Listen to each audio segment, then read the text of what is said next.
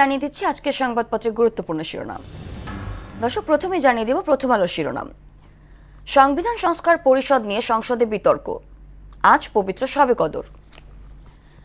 দৈনিক ইত্তেফাক শিরোনাম করেছে গণভোট জুলাই সনদ আদেশ নয়, সংবিধানের পথে সরকার। পবিত্র লাইলাতুল কদর আজ। সমকাল শিরোনাম করেছে তত্ত্বাবধায়ক সরকার ফেরাতে সংবিধান, সংসদ অথবা আদালত লাগবে। সংবিধান সংস্কার পরিষদের পক্ষে বিপক্ষে বাহাস। বাংলাদেশ প্রতিদিন শিরোনাম করেছে বিরোধের কেন্দ্রে সংস্কার পরিষদ, ধেয়ে আসছে মহাসংকট। যুগান্তর শিরোনাম করেছে জনমনে বাড়ছে সংশয় কৌতূহল, জুলাই সনদের গন্তব্য কত দূর। এবং সর্বশেষ the daily star, Iran-US snub negotiation to end war. Why new US trade weapon a threat to Bangladesh? এই ছিল সংবাদপত্রের গুরুত্বপূর্ণ শিরোনাম।